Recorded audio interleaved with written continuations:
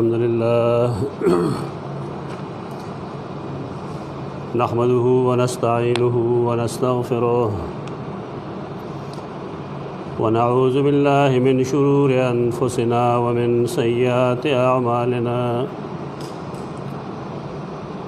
من يهده الله فلا مضل له ومن يضلل فلا هادي له وأشهد أن لا إله إلا الله وحده لا شريك له وأشهد أن محمدًا عبده ورسوله صلى الله تعالى عليه وعلى آله وأصحابه أجمعين أما بعد فأعوذ بالله من الشيطان الرجيم بسم الله الرحمن الرحيم ولله الأسماء الحسنى فادعوه بها وذروا الذين يلحدون في أسمائه سيجزون ما كانوا يعملون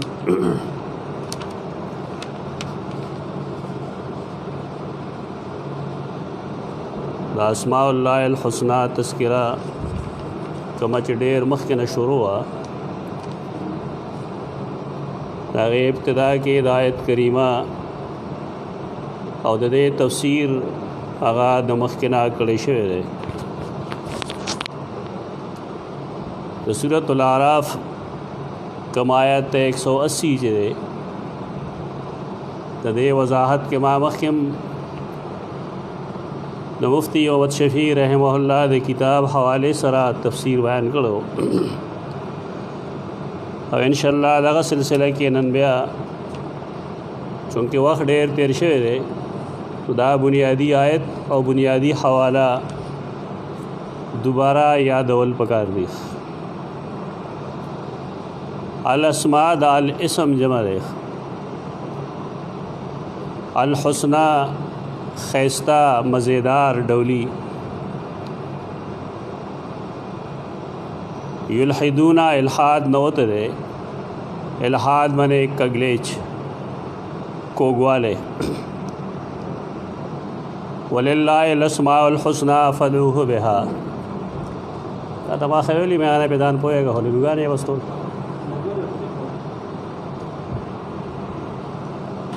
وللہ الاسماء الحسنى او یوازې د الله لپاره کې نه وزانه کېږي بیکاره شوی دی نه شیطان ته حواله شي بس هغه وایي دغه شي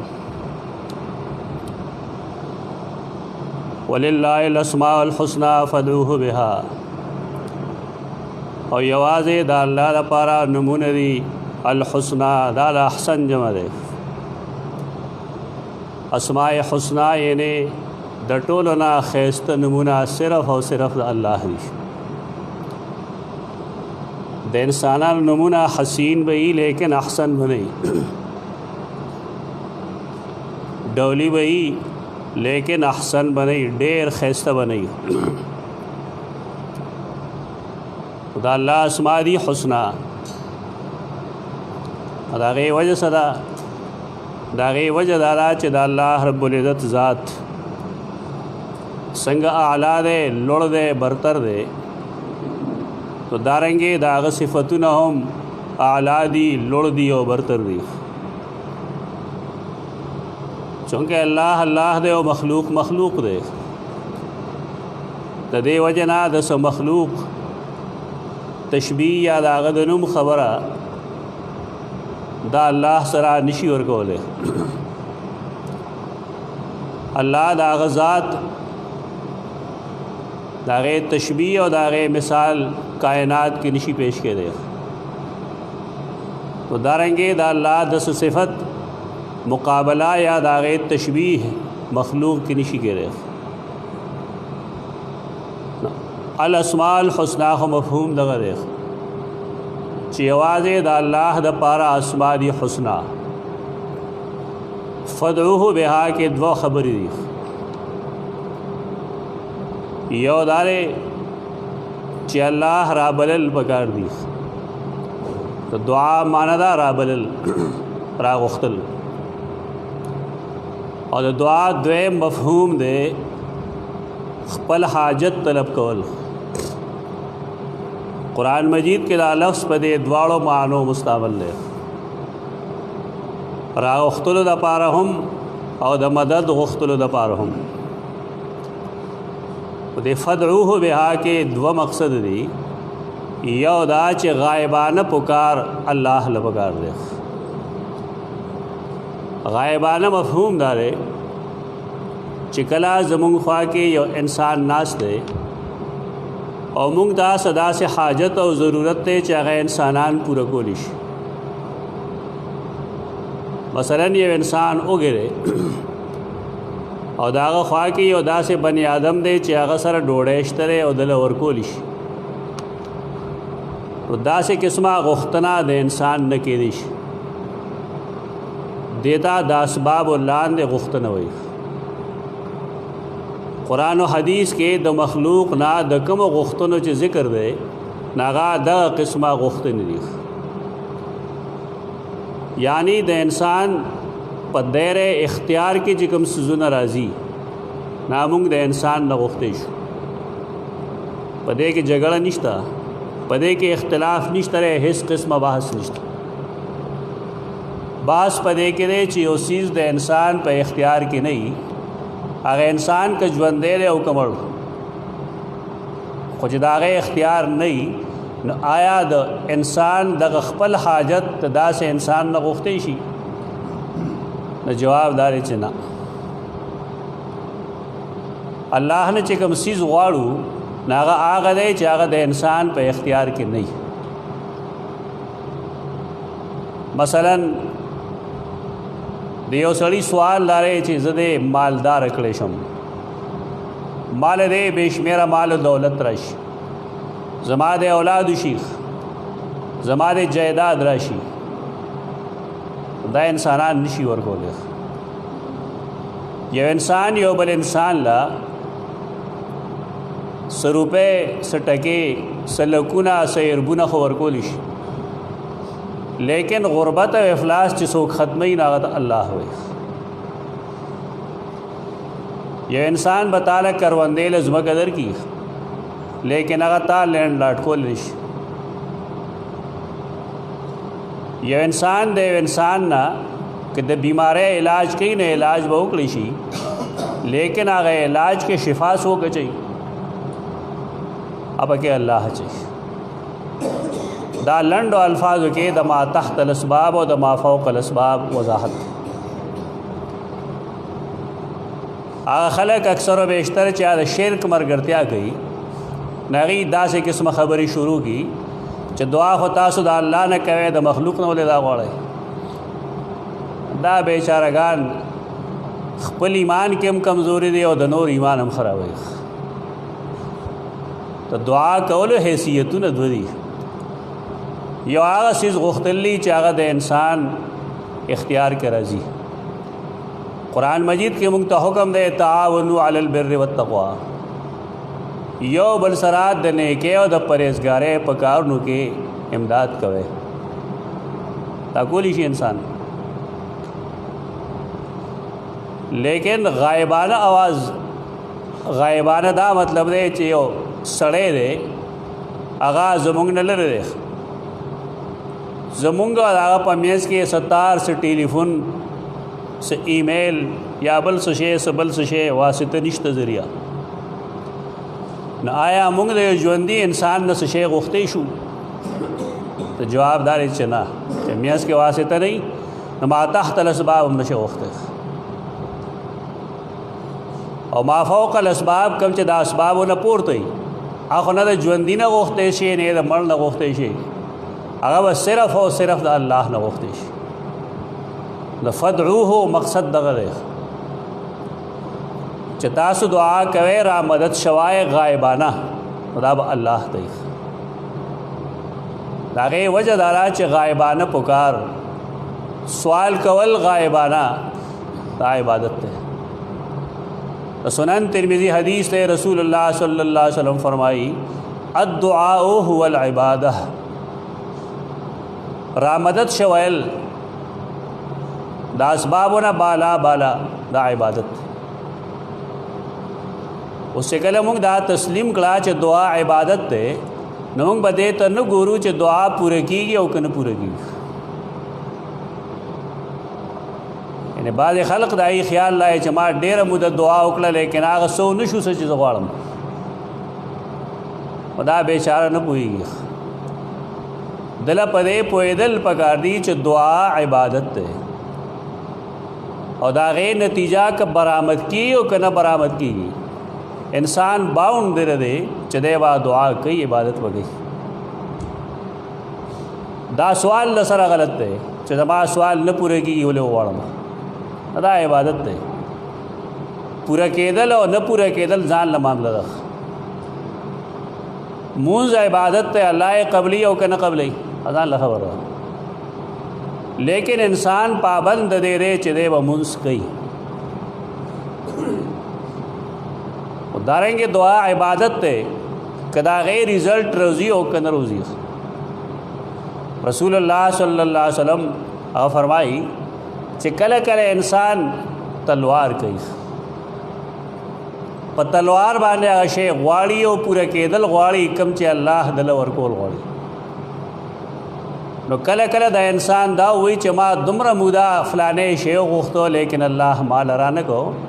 رسول الله صلی الله علیه وسلم فرمایي دام د عجلت ده، هم تلوار ده. دا الله کارونه داغه د حکمت مطابق دي.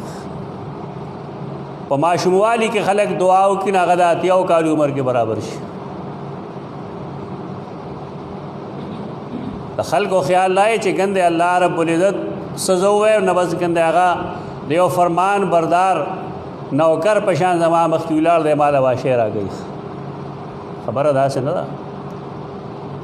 په دې کې دا حکمتونه دي چې دا سیز هغه اوس درکړي او که بیا یې درکوي. پوره کوي یې د الله او که نه دنیا کې نه پوره کوي. که نه پوره کوي د دې په دې وستانه څه بدي واړوي او که دام نه پوره کوي او بدیم نه اړوي نو یزدخر له فی الاخره، دا د آخرت دپاره جمع کي تعالی. دې وجه نه دعا کې ودا نه ویل پکار چې پلانې دعا مې شل کاله وکړله او نه شو څه نور یې وکړه. دا سوال د سر نه غلط دی، دا عبادت دی او عبادت به ټول عمر کول پکاري. نو فدعوه کې قرآن مجید حکم داري چې تاسو رابلې صرف یو الله برابر. د بها څه مفهوم دی؟ د بها مفهوم داري چې الله نه غواړي د دې اسماء په ذریعہ وغواړي. په سوال کې په دعا کولو کې بنیادی خبره دارا چې انسان د الله اسماء دا په وسیله کې پیش کړي. فدعوه بها، الله نه سوال کوي د دې اسماء په وسیله باندې. ما مخکې ویلو زوړ سبق بیا یاد کړئ تاسو. هغه دا چې تاسو د هر نبی دعا چې قرآن مجید کې وګورئ ناود رب ربنا اللهم د دې څه قسمه الفاظ نه شروع کیږي. رب اے زما رب، رب دا اسماء حسنا کې ده. اللهم الله دا الله اسماء حسنا وګړي. او بیا دعاګانو اخرم ګورې نه کې چرته و حکیمی، چرته و علیمی، چرته و علامی، دا ټول الله اسماء دي. او دا پهلو دا کم چې دویم مونږ وایو چې دا الله نه داغه د اسماء حسنا په وسیله باندې سوالو کې زمونږ دعاګانو کې تقریبا دا شی مفقود دی، په نظر نه راځي. ښکاره ده چې دا الله نه سوال وسړی څنګه کوي، خدا انسان په خپل عقل نشي معلومولی. انسانی عقلونه دا ډېر ښه شی دی، عقل نه بغیر کار نه کېږي. لیکن د دې دور د علمانیینو دا مرض دی چې دی شریعت هم د عقل په نظر ګوري. د عقل اهمیت نه انکار نه کوي څوک. انکار د دې خبره نه دی چې آیا د شریعت احکام دا غیر لپاره پیمانه عقل له او که نقل له. دا څه نوې خبره نه ده، دا زوړ اعتزال دی. پخوا چې کوم خلک تعقل پسند وو نو د هغې خیال لاو چې یو څیز کې قباحت او حسن دا عقلي وي نه کې شرعي.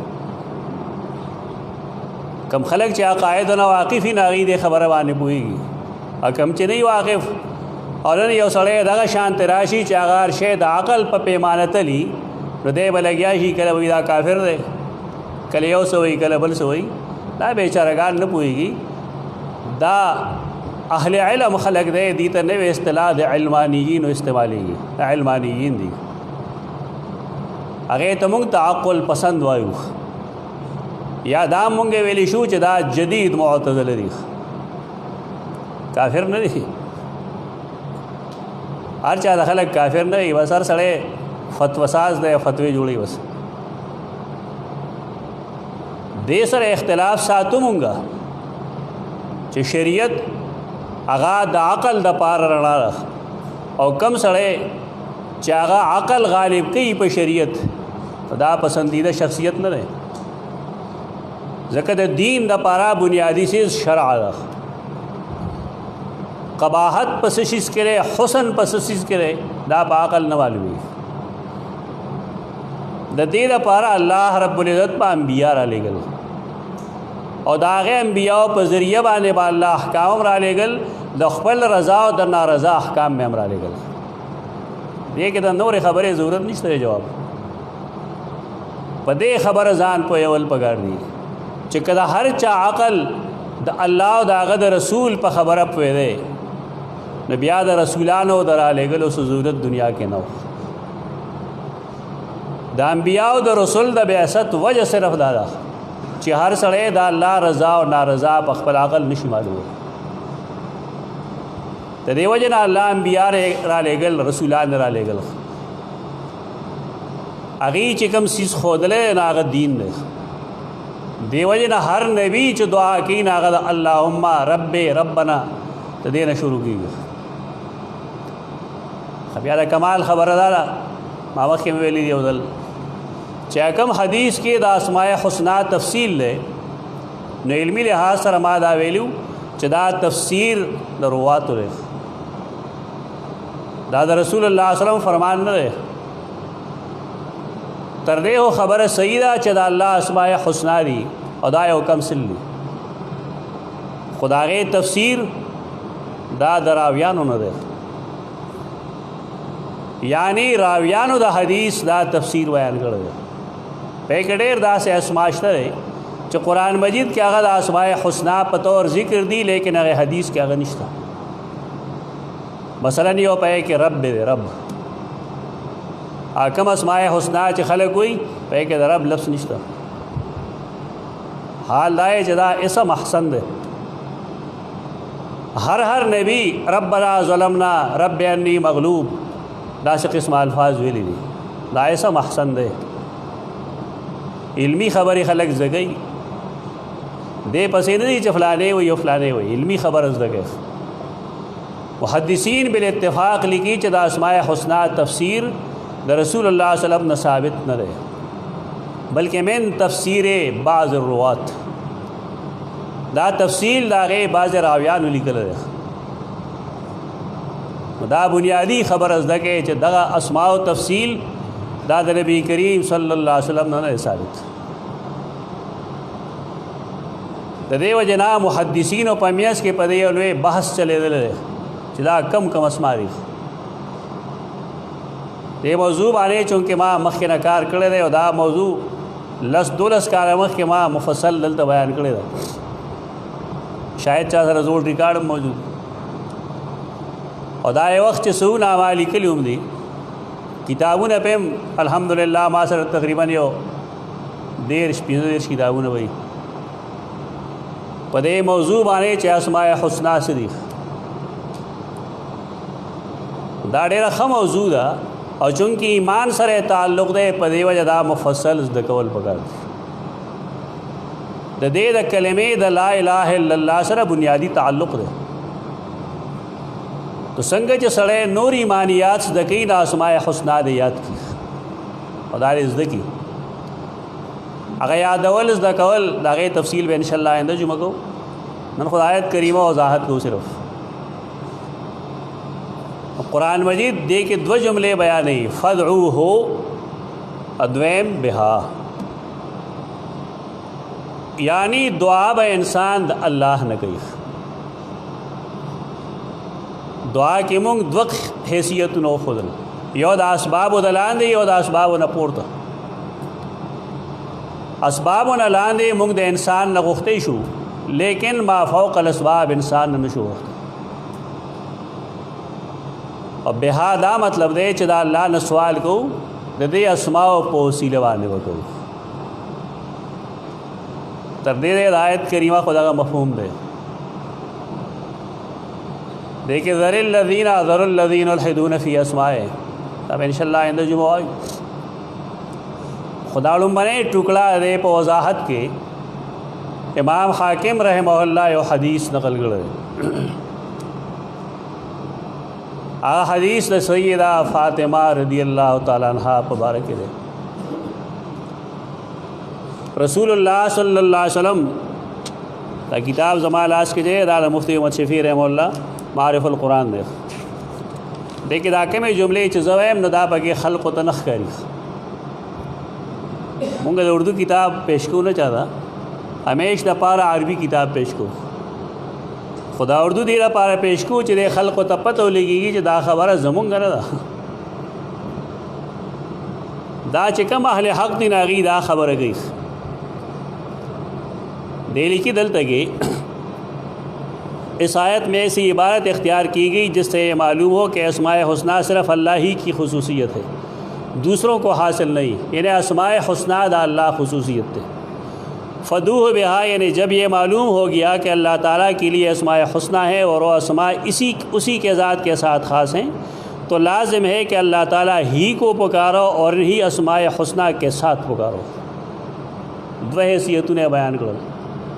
انسان با غائبانه الله تعالی مدد شوی، او دویم دا چې आवाज کوي ورته نو په دې اسماء حسنا بګي. او چې کله قرآن ویل الله نه چې سوال کوي دا اسماء حسنا په وسیله کوي، نو اسماء حسنا د کول ضروری شو. اسماء حسنا د کول ضروری شو چې دا کم احسن اسماء دي چې مونږ لا پکارداري چې دا الله نه دا غي په وسیله سوال وکړو.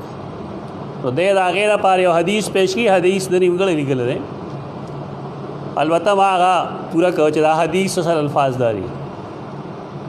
رسول الله صلی الله علیه وسلم سیدہ فاطمه رضی الله عنها ته فرمایي چې کله ساری او ماخام شي، یعنی ته سار کې او ماخام کې،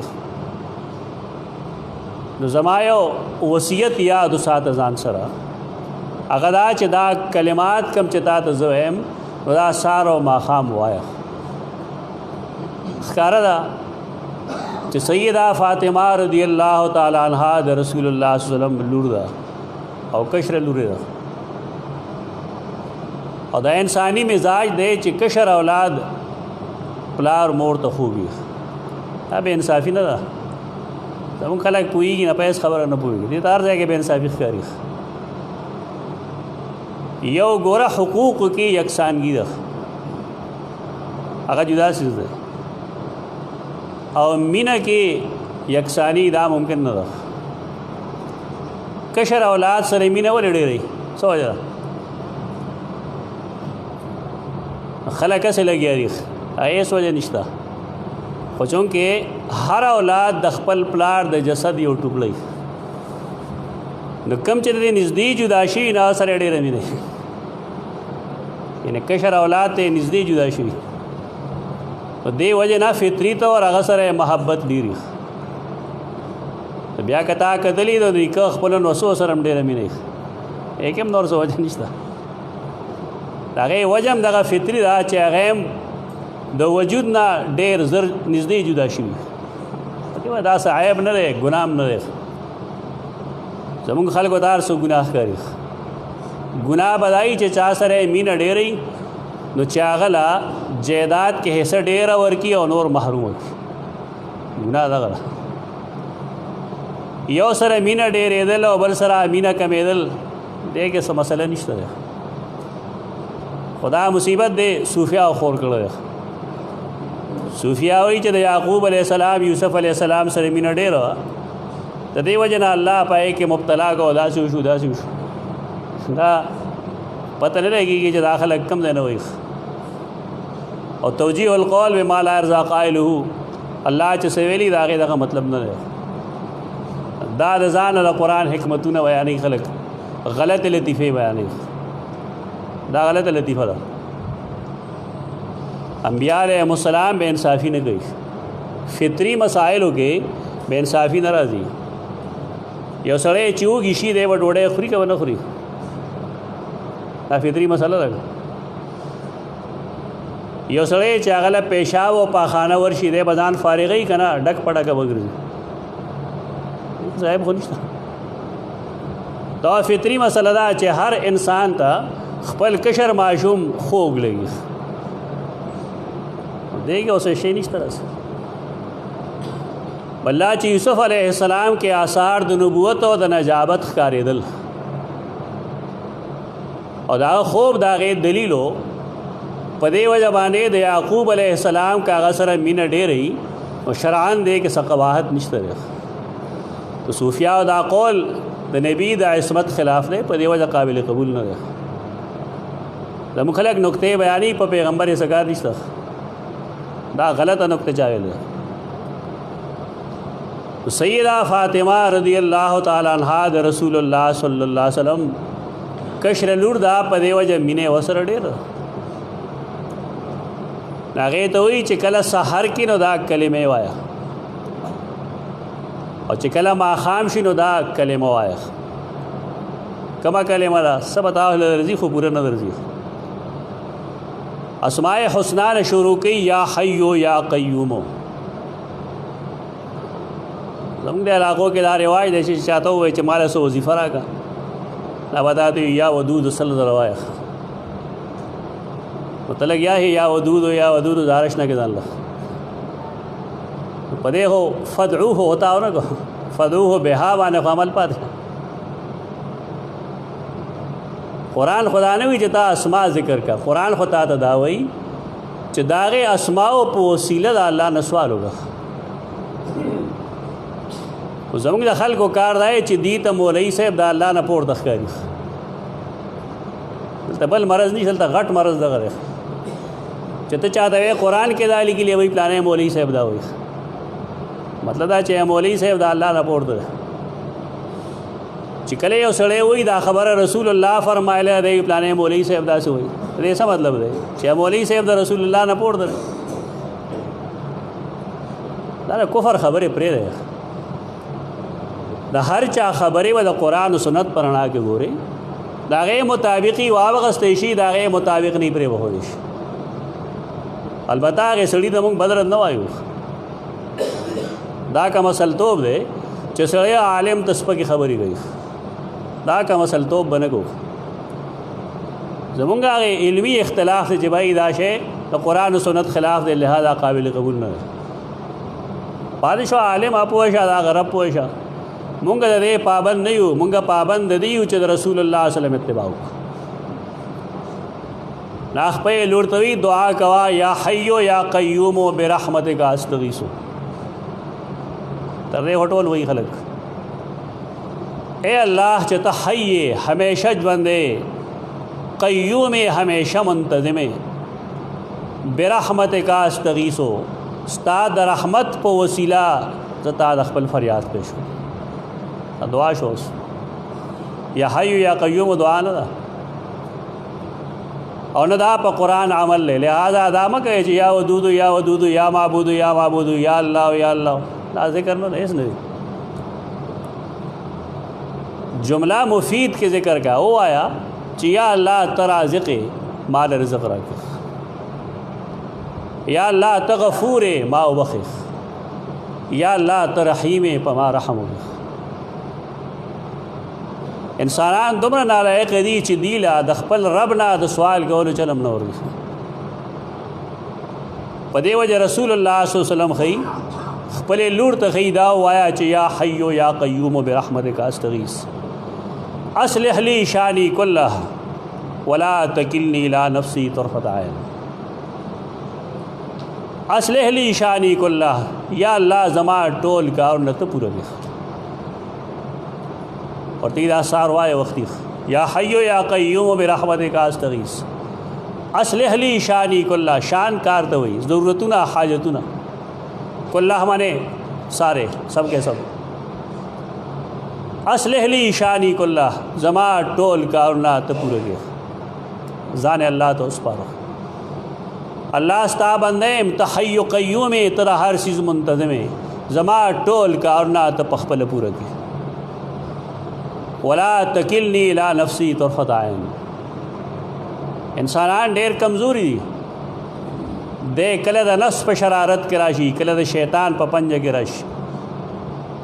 तो दागिन बच के दो दा पारम दुआ खी वला तकिलनी इला नफ्सी तरफत ऐन। तरफा रब तो हुई दस्तर के रपेदल, वला तकिलनी और माँ मस पारे इला नफ्सी खपल जानता, तरफत ऐन दस्तर के दरब बराबर। ये नमाद यो मामूली वक्त द पारम दखपल रहमत नमो बासिख तसमर जामे दुआ रख। इंसानान के पखपल अल्फाज के दुआगान जोड़ की दे उश्र आशीर बम नहीं, 1/1000 बम नहीं। बोले रसूलुल्लाह च दुआ खी दा अल्लाह खुद लिख। और अल्लाह तागा अल्फाज मालूमी कम चे ज़रूरी भी दे रपारा च दागा न पागे सवाल उकलिश। तो देव जना जमंग ख्वाहिश दारे च कशरान दे दा दुआगाने मसनून ज़दकी सईद ज़दकी पदे जमा बख्याल लस दो रस रोज़े बोलेगी चटोला दुआगाने सड़े ज़दकी 10-12 रोज़े पे लगी और टाइम बगवाड़ी दा दुआए वर्त खोदले दाल मुस्तदरक के लुम्बनी जल के 545 सफ़ा के दुआ ज़िक्र दे। मुफ्ती अहमद शफ़ी रहमहुल्लाह दा हदीस तदे आयत करीमा तफसील गिली करे कि फ़दूह बेहासा मतलब दे, मतलब इदारे चे इंसान दे दा अल्लाह ने सवाल कई और दा अल्लाह दा असमाओ पो वसीले दी कई ना वदाई चे या हय्यो या क़य्यूम बिरहमतिक अस्तगीस। अस्लिह ली शानी कुल्लह वला तकिलनी इला नफ्सी तरफत ऐन। कल कलब रसूलुल्लाह सल्लल्लाहु अलैहि वसल्लम सार मुँह पर से दुआ को लख अल्लाहुम्मा रहमतक अर्जू फ़ला तकिलनी इला नफ्सी तरफत ऐन वास्लिह ली शानी कुल्लह ला इलाहा इल्ला अंत। ॾाढे जामे दुआगानी दी, लेकिन काश च मुंगतदा इल्म वे च पचा मुंग ईमान रावड़ दे दागा हैसियत से दे दागा रुतबा सरा दागा दरजा सरा जज्बाती इस्लाम नरोज़े शुऊरी इस्लाम तराशे।